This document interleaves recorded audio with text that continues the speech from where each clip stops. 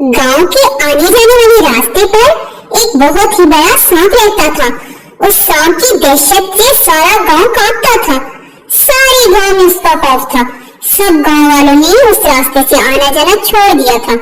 अब कोई भी इस तरफ से नहीं गुजरता था।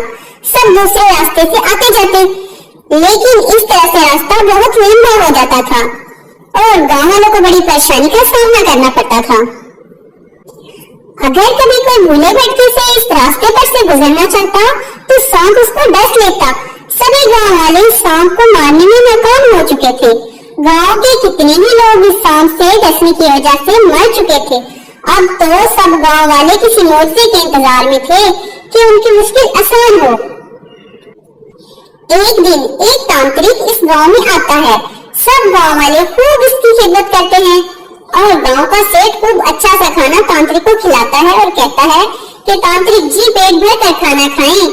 तांत्रिक उनके हुस्न सलूक से बहुत खुश होता है कि ये गांव वाले तो बहुत ही अच्छे लोग हैं, आए गए की खूब खाते में दावत करते हैं।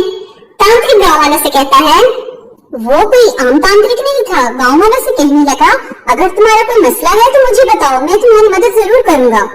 गांव वालों ने तांत्रिक को बताया कि कैसे एक सांप ने उनका जीना तो भर कर रखा है, वो उस रास्ते से गुजर ही नहीं सकते।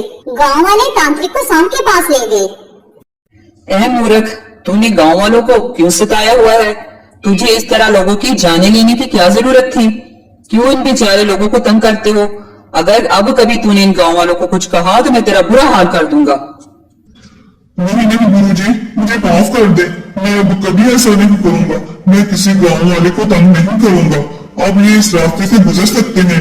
आपका हुक्म सर आंखों पर गुरुजी। आपका हुक्म मैं कैसे टाल सकता हूँ गुरुजी? काफी सालों बाद तांत्रिक का गुजर उस गांव से होता है तो तांत्रिक देखता है गांव वालों ने तो सांप का बुरा हाल कर दिया होता है। कोई इस पर नाच रहा था, कोई उछल रहा था, कोई बैठा हुआ था। तांत्रिक ये देखकर बहुत ही परेशान हो जाता है कि इन गांव वालों ने सांप का क्या हश्र कर दिया है। सांप के अच्छा बनते ही इन लोगों के अंदर का शैतान बाहर आ गया था। तांत्रिक गांव वालों को गुस्से होता है और सांप से नीचे उतरने का कहता है। तांत्रिक सांप से कहता है कि ये तूने अपना क्या हाल कर लिया है? सांप कहता है कि तांत्रिक जी, आपने ही तो मुझे मना किया था। तांत्रिक कहता है कि मैंने तुझे ये नहीं कहा था कि इनके आगे लेट जा, तुझे इनको डसने से मना किया था।